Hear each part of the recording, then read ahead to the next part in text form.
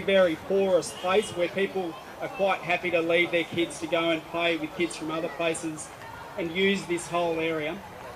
Between these buildings will be new high-rises, and to complement the 20 new social housing units that the government, out of the goodness of its heart, is giving us, there's going to be 825 new private developments. 825, right? So this is not about improving the walk-ups that we all know could do with a bit of work.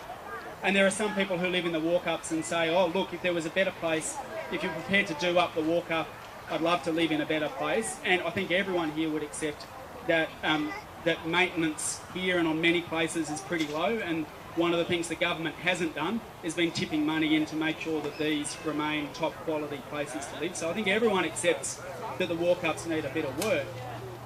But to suggest that somehow we've got to give up all of this land and turn all of this area that's currently everyone here's backyard into 820 new private developments, into a dockland style development squished right here in the middle of the Flemington estate is completely reprehensible and shows that it is not about people, it is all about money and developers. Now, we have to send a very, very clear message to the government, right? Very, very clear message. And that is that when there's about 40,000 people on the waiting list, public housing is in crisis. And there hasn't been a new big build of public housing like these since the 1960s. That's what we need, right? That's what we need. We need to build new homes to house the 40,000 people who are currently on the waiting list, because it's completely unacceptable that in a wealthy country like Australia, if you find yourself homeless and on the priority category, you could still be waiting a couple of years for a place. That is completely unacceptable.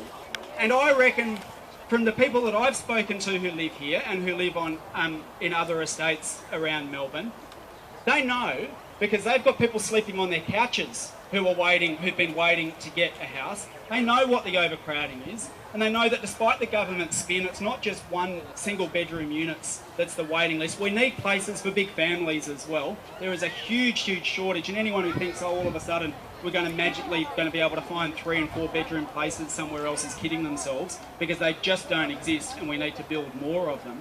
But we need to be sending a very, very clear message to the government that this is not on, right? This is not on.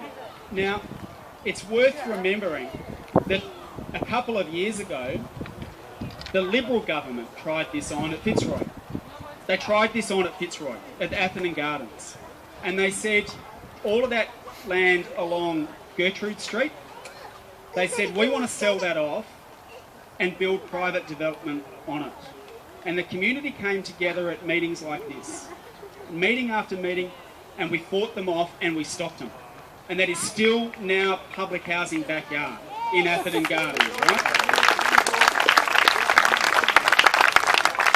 And we're hearing at Ascot Vale, for example, we've just heard from Ascot Vale, and we haven't been able to get it confirmed with the government because the government's not telling us anything, but residents at Ascot Vale have told us that they've been told by the department, oh, actually your project's been put on hold for a couple of years because the community doesn't want it. Right? So the message is starting to get through. That's not what they're telling me. Well, there you go. Some people at this is the thing. Some people at Ascot Vale are being told something completely different, right? And this is another reason that this is unacceptable. When you're dealing with people's lives, you can't just hold this over like a sword over people's head and say you might be moving out or you might not. The consultation on this has been completely non-existent.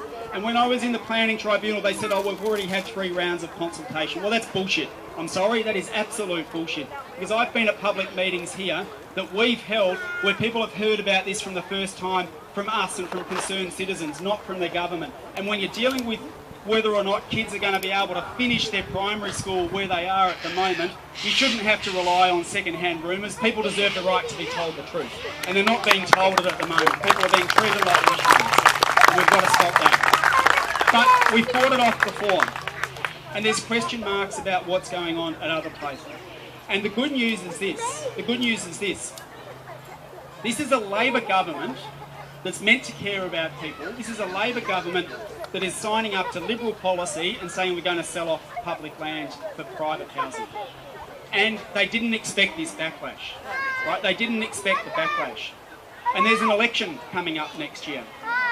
And to give you just as an insider trade secret, politicians don't like losing their seats, right? And the state government is on a very thin majority. And our job, all of our collective job, is to say we are not going to be quiet. We are going to make this a top order issue in the election. And we are going to cause you so much grief that you're just going to have to back off if you want to win the election, right? So this is about making noise. In the meantime, Ellen and I will do everything we can to try and find out more from the government about what is being proposed. We tried to put leaflets in people's letterboxes about it, and they told us no. And then they went out and put their own leaflet in letterboxes here. And some of the people in the walk-ups would have seen it this week that came a nice little picture with a beautifully designed open plan thing that looks like something you'd find at Docklands. Well, that's just a picture. It's not a promise, it's just a picture that someone developed. There is absolutely nothing on the table. There are no guarantees for people, and that is why we will keep trying to hold them to account and hold their feet to the fire and to get as much information as we can. But the message at the moment is simple. Take this plan off the table, scrap it, go back to the drawing board and come and talk with the people who live here and develop a plan that they like. Right, develop a plan that they like. And then everyone will give you the go-ahead. But until then, we've got to make as much noise as we can so that we can be the thorn in their side, so that they just decide, no, we're not going to do it. We're going to put people first. Thank you.